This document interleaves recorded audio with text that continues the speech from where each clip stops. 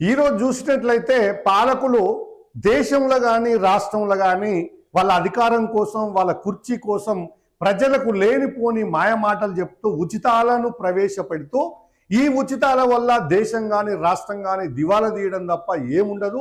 ఈ ఉచితాలు అనేటివి మరి ఎవరికి చెందుతున్నాయి? నిజంగా లేనటువంటి గరీబులకు ఏమైనా చేరుతున్నాయంటే అది లేదు.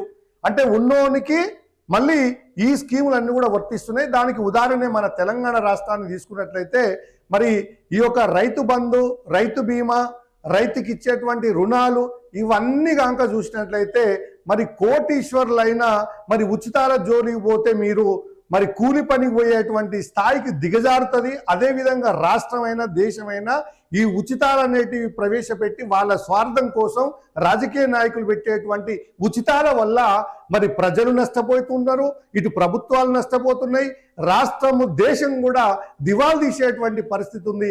ఏ రాష్ట్రంలో అయితే ఏ దేశంలో అయితే ఈ ఉచితాలు పెడతారో ఆ దేశం కానీ ఆ రాష్ట్రం కానీ అప్పుల పాలై దివాలు తీసేటువంటి పరిస్థితి. దానికి ఉదాహరణే మన తెలంగాణ రాష్ట్రము. ఇలాంటి సంక్షేమ పథకాల పేరుతోటి ప్రజల ముందడికి వచ్చి ఓట్లను వేయించుకొని గద్దెలను ఎక్కి మరి రాష్ట్రాన్ని అప్పుల పాలు చేసి ఆ ఇచ్చినటువంటి హామీలు నిలబెట్టుకుంటానికి మరి ప్రభుత్వానికి సంబంధించినటువంటి భూములను కూడా అమ్మి ఆఖరికి ఈ యొక్క ఉచితాలకు పెట్టి ఆఖరికి ప్రజల జీవితాలతోటి మనం కట్టేటువంటి ట్యాక్స్ల రూపంలో వచ్చేటువంటి డబ్బులను ఈ ఉన్నత వర్గమైనటువంటి కోటీశ్వర్లకు కూడా ఈ యొక్క ఉచితాలను చెందే విధంగా చేసినటువంటిదే ఈ యొక్క మన రైతులకు ఇచ్చేటువంటి రైతు బంధు అనేటువంటిది. తెలంగాణ రాష్ట్రంలో వందల కొద్ది ఎకరాలు కలిగినటువంటి ధనవంతులకు కోటీశ్వర్లకు కూడా ఈ ఉచిత పథకం వర్తించింది. ఒక్కొక్క రైతుకు అంటే 100 ఎకరాలు 200 ఎకరాలు ఉన్నటువంటి వాళ్లకు రియల్ ఎస్టేట్లో పెట్టుబడులు పెట్టి భూములు కొన్నటువంటి వాళ్ళకు కూడా మరి ఈ ప్రభుత్వ ధనము ఉచితాల పేరుతోటి వాళ్ళకు కోట్లాది రూపాయలు వాళ్ళకు కట్టాల్సినటువంటి పరిస్థితి వచ్చింది.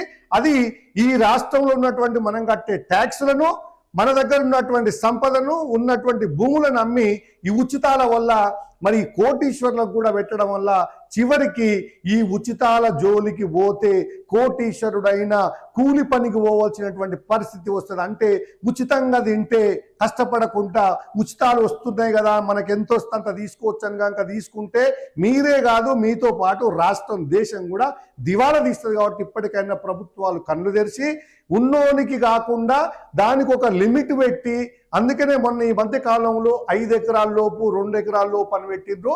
మరి అది కూడా కాకుండా అసలు ఏమి లేనివానికి ఏం లేకుండా అవుతుంది ఈ రాష్ట్రంలో దేశం. కాబట్టి ఈ ఉచితాలు వద్దనేటువంటిది ఇలా కోర్టు కూడా తేల్చి చెప్పినటువంటి పరిస్థితి.